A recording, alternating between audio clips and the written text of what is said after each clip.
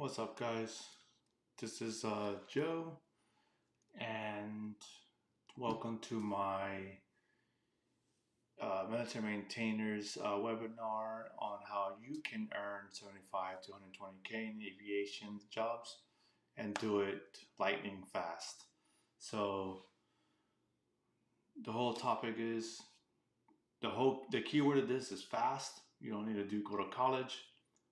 We take out all the confusion, and this is going through our military maintainers transition program. Okay, so thank you for watching this. Please share it. Um, this will help out many maintainers doing the transition because it's greatly needed. My mission is here is to ensure that I grow the awareness of the opportunities. I grow the awareness of what's out there, what's not along with opportunities, but how to do it. So we'll move along.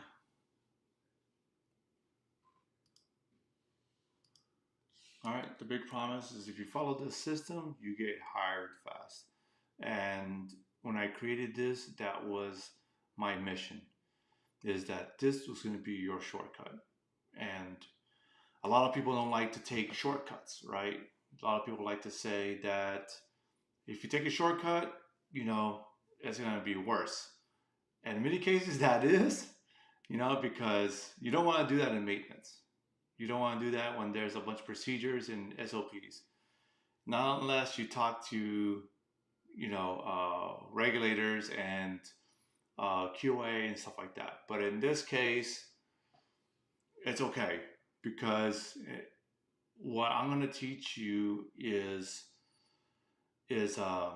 not breaking the law, breaking regulations. Okay, this is all that's already established by the FAA, and I'm just here to simplify it. A lot of people like to expand on it. They like to make, how government workers are. Instead of cutting down what bad rules, bad process procedures, they just want to keep adding to it. And maybe it's because they don't know, or they think they're gonna fix what the problem was, but without just taking out a step or something. So I'm the type, I've learned speaking with other operators, especially people who work in operations. I like to work efficiently.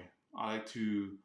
There's that famous quote where Bill Gates said, "You give a lazy person, a task, and they'll find the shortest way to accomplishing that task." And I'm not gonna say I'm lazy, but I do see a lot of the things that need to be worked on. It doesn't need to take that long, and I take things from what's already been established out there, and I make it easier for you. And on top of that, I'm gonna make it super easy on you. Okay.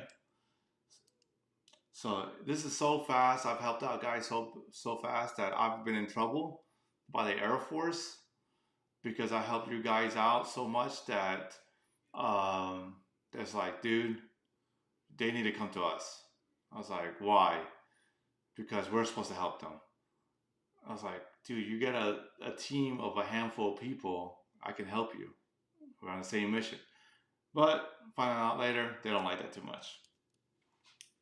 So today's mission is how you can skip college, how to get your AUP fast, and how to get employers, interviews faster. All right. So the reality is, surprisingly, that across the military, 22,000 people uh, exit yearly with aviation maintenance training. Less than 10% of you guys or military maintainers out there get into the aviation. And I believe it's a lot of lack of awareness of the opportunities, what's possible for you. And there's still not a lot of talk about the processes of the A&P. So I think that it's not so much about your skills, it's how it's a lack of guidance, lack of structure around how to jump from A to B and then accomplish C. So I'm here to be that bridge where you are successful. Okay. So my background is I'm an F-16 crew chief, 18 crew chief for a total of 14 years.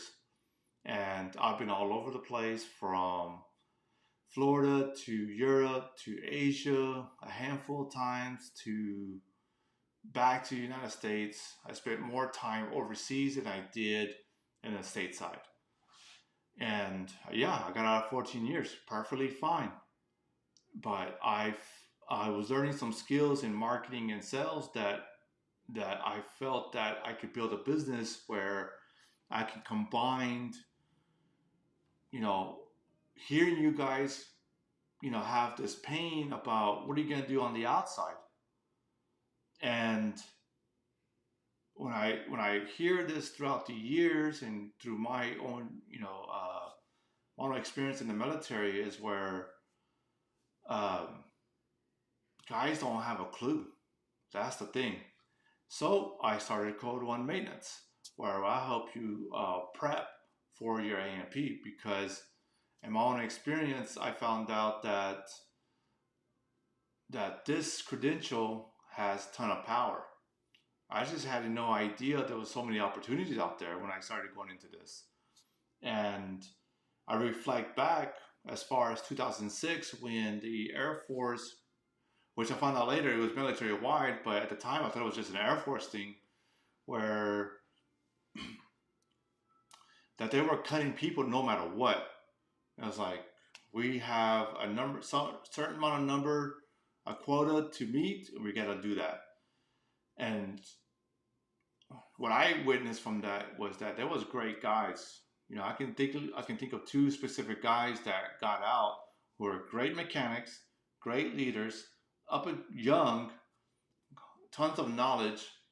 Because back then in the early 2000s, maybe even earlier, but these guys were knowledgeable staffs. They weren't, those guys that just come up the ranks really fast. I mean, they were pretty young, mid 20s, but at the same time, these guys were respected leaders. Trained me a lot in great methods around the F-16, but they just cut them. And I saw that I was like, oh crap, the military is not a safe job to keep, and that I need to be prepared to get out. At the time, I didn't know, so I started college right away, and um, so that's always impacted me, and keep it in the back of my mind that I always need to prepare. So I started Code One because of that, and I got out of 14 years because a lot of people think they can make a money. They do it for a check. I didn't stay in the military for a check. I didn't come in the military for a check. I wanted to go to work on F-16s exactly. Why? Because Lockheed Martin was down the road from me, and I saw those things flying around, and I was like, I want to work on those jets. So, but even before, I always had this entrepreneurial spirit. When I was a young kid, had a little pencil business, and then in high school I had flipping car business, and so on. So I've always been around sales, business. My dad was an entrepreneur in the United States and Mexico as well. So it was in me. And then when I got out, those business opportunities to help you guys arose, and I jumped into it. I sacrificed. I got rid of all my toys, my trucks, motorcycles, my house.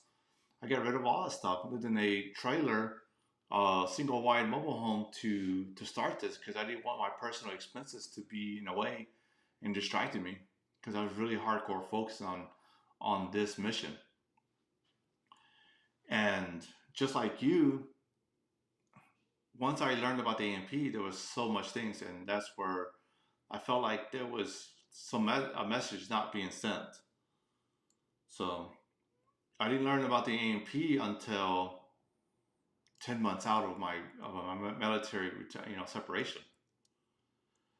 So the big domino here is that this one credential, as I found out, is that it can unlock a six-figure job in aviation maintenance, working for Lockheed, working in corporate aviation, working in airlines, working at cool jobs here and there. Like you can make it in a six-figure job.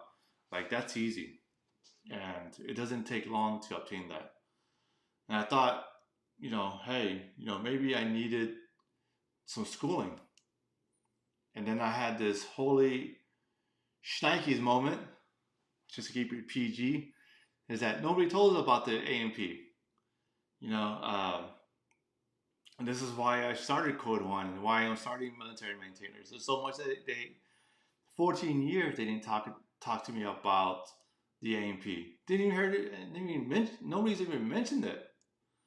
And so I learned that the problem wasn't me. It was communication, the system.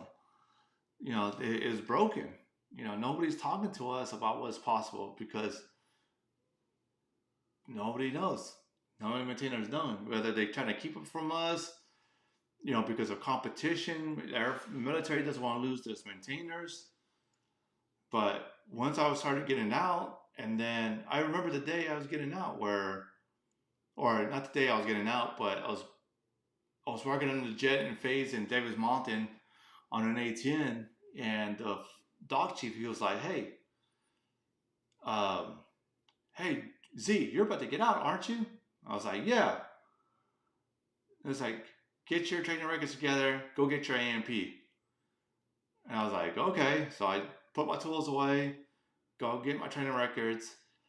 And of course, with urgency, I did it. And I ran over there, uh, sat down for a bit, and then I got called, had an interview with the FAA, got my authorization. I thought I was an A&P, so I started Googling A&P, and just a whole bunch of stuff started opening up. And went to go to Pima Community College, got more information. Of course, Pima, even though it's a public school, government ran, nonprofit probably, that they were trying to make money. So they were trying to sell me on a 2-year school. And then I started talking to a friend about it, and he's like, dude, you don't need to do that. Go, you can go to a Baker's in Tennessee and get it for 2 weeks. I was like, what, 2 weeks? I was like, yeah, you already got your paperwork. I was like, oh, what the heck? They're getting so much misinformation here.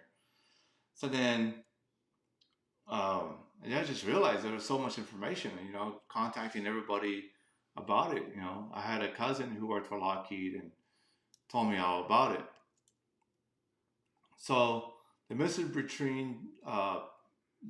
bridge between experience and your work offers, right? So for me, in my case, is that experience was a problem. I had everything they were looking for, right? And that's just not just my skills; it's just the type of training that I've gone.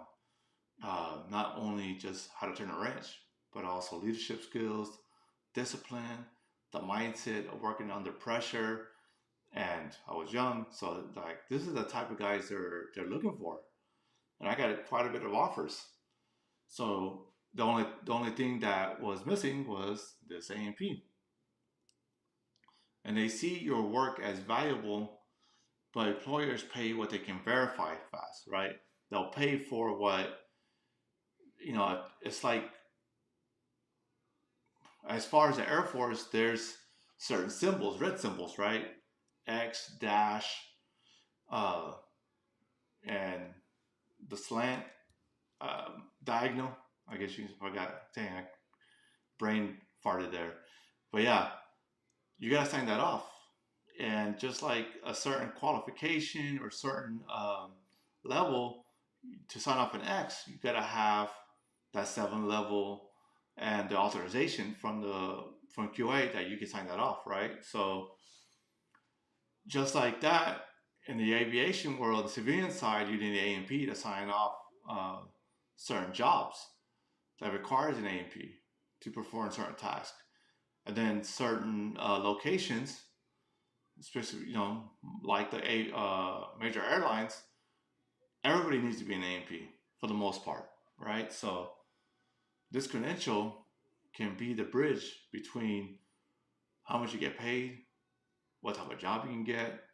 So the opportunities open up when you have that. So the first secret that people think is that you need a degree, and that's a myth, right? So it says that maybe you need a 4-year degree to get a good job in aviation. I'm behind because you didn't go to school. That that because we're told as we've been told from maybe from your parents, maybe from a girlfriend. I've had that happen, or that you needed this degree to get ahead in life. And well, in aviation maintenance, that's not the case. College is a path, but your military experience is a faster one. And if you use our framework, how to get it done, as soon as you're done with your military career, if you accomplish 30 months of practical experience, you're good. And then you can get signed off and go get tested. So the lie has been told is that I need a degree. That you might be thinking that, military experience is not equal to working on a big body aircraft. That we come with the stigma of like we're broken in a bit. That maybe the degree can help you get management job. For the most part, yes, there's some jobs you can do that, but a lot of companies would like you to have your AMP, work yourself up to kind of earn that, kind of test you on that management, even though you may be qualified for it, but they want to get you some time under that AMP belt. So, no, you don't need to go to college. You don't need to get a degree, or at least a 4-year college. You don't need to. But if you have military experience, FAA already recognizes you. Employers can verify your qualifications because of your AMP pathway, because of your military pathway as well. So you don't have a skill problem. It's just getting all that translated and testing out so you can get your AMP. So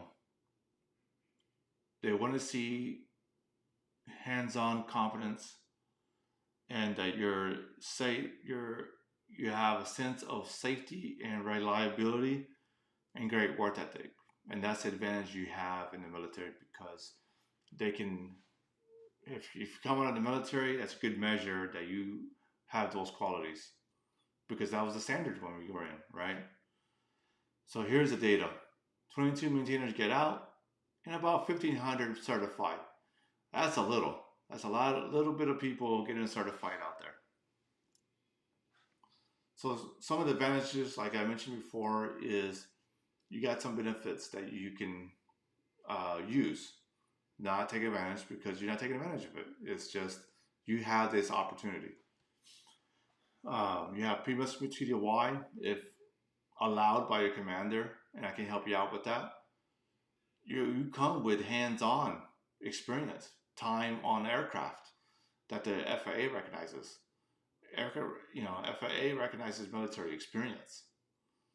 They know that if just by interviewing you, that they know, all right, you know the basics of the systems and things like that, and you have that advantage working under pressure overseas, there in tough terrain, extreme environments where it's not a chill place, it's chaos.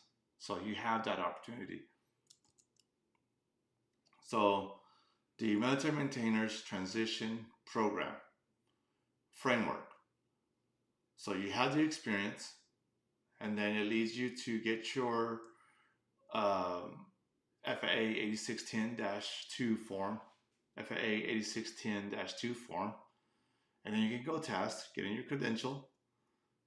Then I can help you position yourself to be hireable, so so that way recruiters can look for you easily, and then so you can position yourself, with a resume, LinkedIn, A&P experience in the military that opens up offers from employers. So that's my secret number one. So a little bit of recap. We know you don't need a 4-year degree. You don't have a skills problem, and that your military experience it counts. You're not behind, and a degree is not required. So you're ahead.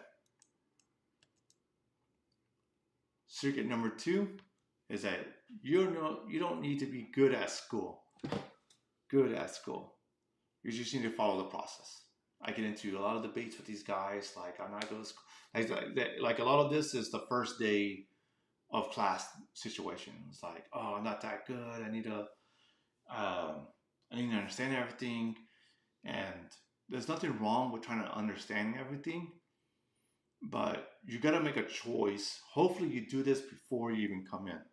Where, all right, am I going to prep school just to get in and get out, and follow the process, even if you're not going to understand everything? Or am I going through a path because I'm really passionate about this to the point where I want to know these basics? I love school. I'm an academic type of person that I want to learn these basics foundational to at a deeper level that maybe a college can provide. Because because you're not going to have time in 2 weeks to get that deep. It's just not going to happen. So that's one of the things you understand. But if you're looking for the shortcut to get through your A&P, because all you need to do is just test and it's yours. So you don't need to be good at school. You just need to follow a process. This I'm not good at school. I see that's very common in the first day of class. However, there's a lot of work to put into it, as in, studying. But that's all you're doing. I remove all the distractions because I want you to be successful. One, I want all the distractions removed, and I'm just going to give you the meat and potatoes of exactly what you need. And we've noticed that this is very successful for a lot of our students. And I give you the hacks for test, and you just need to pass with a 70, and that's it. No employer is going to ask you what your grades were. There's no valedictorian of school. I haven't seen a valedictorian where this valedictorian speaks in front of like other potential A&Ps. It just doesn't happen in trade schools. So the truth is that you don't need to feel ready. You just need the system. This isn't a accredited school, and even those type of schools I've heard that they just want you to memorize stuff, which you still need to memorize stuff anyways. It's just that what we do different. We're going to give you the questions, the answers that's going to be highly likely on the test, and we're going to give you the concepts, and so that you can pass. And there's a lot of little things that's going to help you get through that. So a lot of guys are not going to feel ready to test, and that's okay because we see your results. Boom, you're done. And so myself and instructors will see that you're on a good path to be successful. So the confidence comes with those practice tests that we give you, how to improve on the sections, and we even give you, if you want to be confident about it, we'll give you the materials. So the military maintenance transition boot camp is you're going to go through the writtens. That's a lot of the studying is going to be there. That takes a day or two to get done. and you're going to do your general, your airframe, and power plant. And then after you get those done, we'll help you schedule the DME, knock out your orals. We have flashcards. We're going to make sure that we connect you with our instructor or myself to make sure that you're ready to go, because we are not going to approve you to go and meet with the DME until we feel that you're ready. You can go whenever you want, but if you don't got our approval, and we've had guys, hey, we give you the thumbs up, and they're still scared. They're like, no, I'm not ready. And it's not a bad thing, because that's the motivation that helps you get over prepared and you can be successful. So I'm not going to knock on it. That's good. We'll just probably tell you that you might be a little early in the game and you're good to go. So guys might need to take a day or two. And then you'll take the practicals, training, which we'll go over, your video, or you'll go over maybe some practical stuff with somebody in your hangar. That's a good way to get some hands-on experience. All right, I'm gonna take a pause here.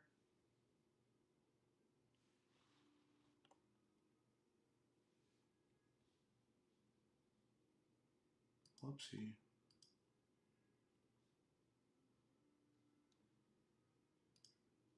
Okay, maybe not. So that's today. We're gonna go through.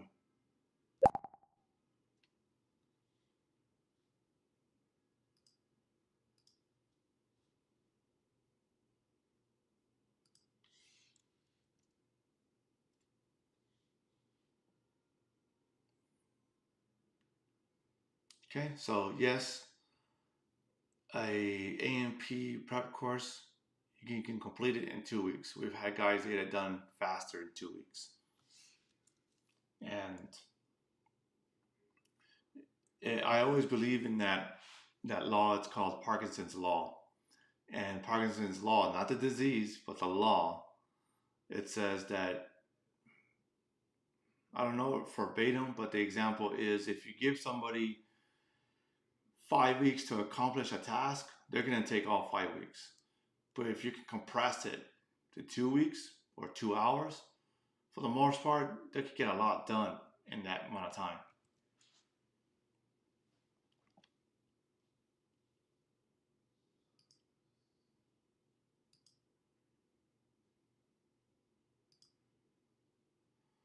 So here's some of our pass rates.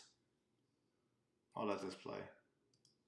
Right now it's been outstanding. The relationship between Joe and I we've known each other for three and a half years. It started out where he was a fledgling type organization, same as what we were, and we started sharing information back and forth, and we started building props or training aids, as you can see right here. And with that, we started taking it and developing type of training packages that we can use throughout the duration of the general airframe and power plant programs. As you can see right here, this wing right here actually belonged to Joe. There's a duplicate wing at his facility. And what we've done is we've taken the skin off of this, and we're going to use this as part of the sheet metal training program. So what I learn here on the program, I take it to his facility, and we share knowledge with each other to better enhance both his capabilities and the Army capabilities here at the Air A&P Training Center. A few months ago, Joe and I had a conversation about productivity, and at that time, our productivity here, as far as first time goes, was about 30% rating. Joe and I took a hard look at that and analyzed the problem and came up with a solution. Whereas instead of handing them a study guide and then sending them off to be tested, we decided to go ahead and take all of our PowerPoint presentations and provide those firsthand up front to give the soldiers a chance to understand what's going on. And at that point, then we go ahead and we do the testing or the knowledge testing afterwards. When we did that, we changed our success rate, went from around 30% first time goes to 90% within the last class we just had first time goes.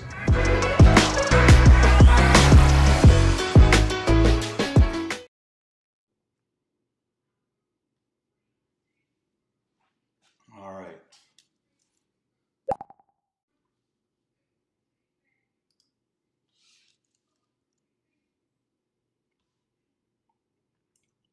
So our online prep is accessible and fast paced. So when we're not around, you working late, you can go back and listen to our recordings and go back into rereading the lesson again. Secret number two. Oh, the recap. I'm sorry. Practical execution is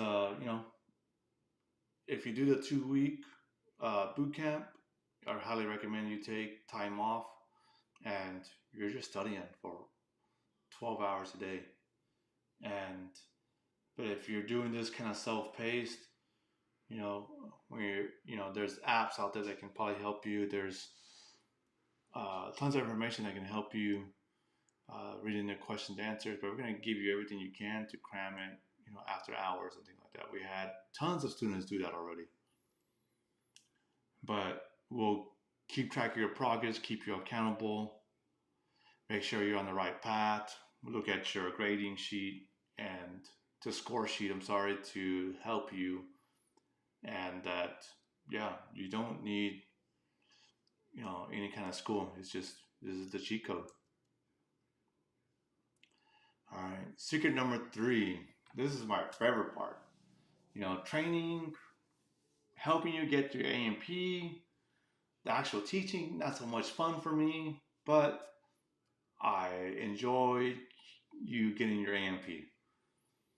I thought that was the best part.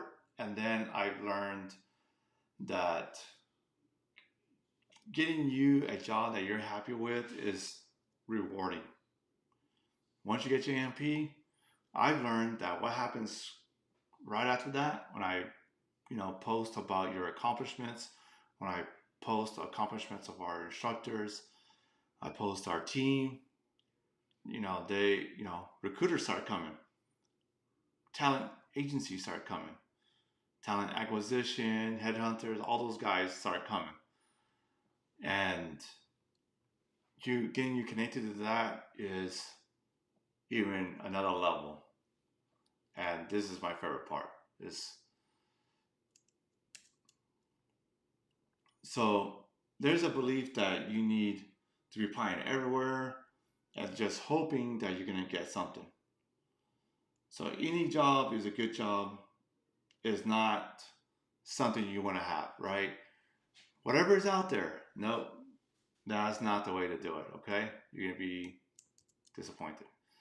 So the truth is, stop applying everywhere and be a little more selective.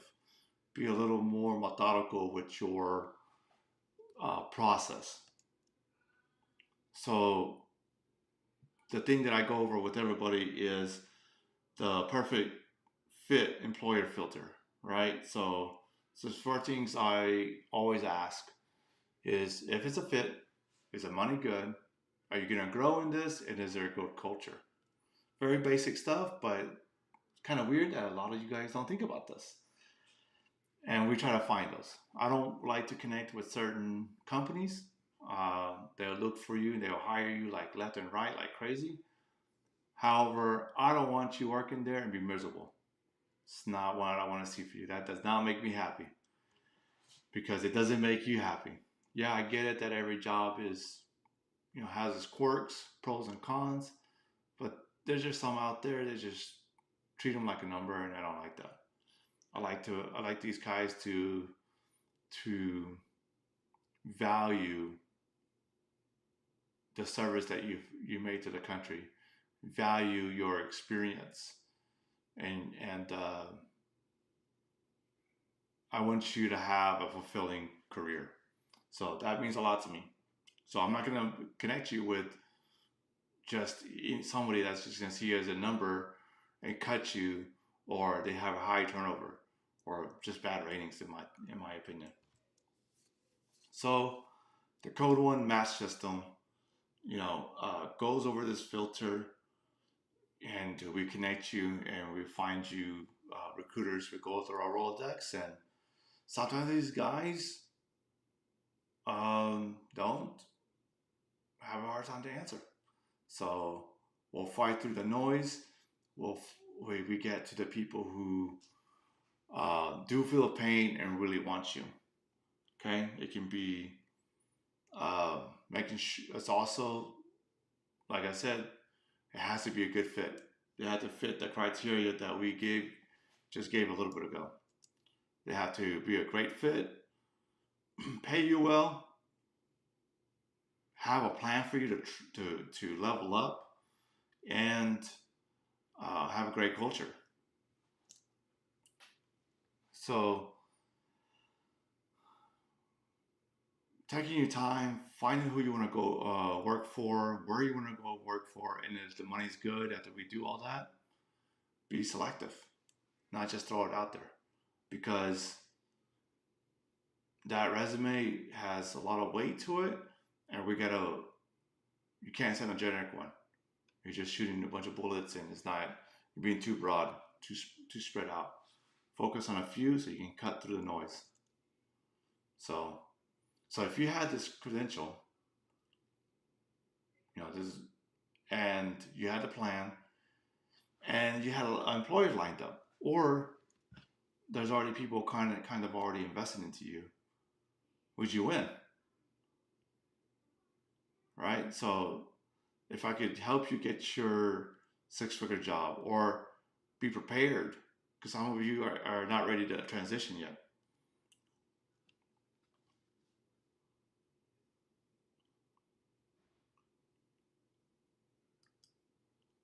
All right. Then you did what I showed you in Secret 2 to get your AMP in as little as 2 weeks. And then I used your secret number 3 to find you the perfect employer match. Do you think you'll be successful?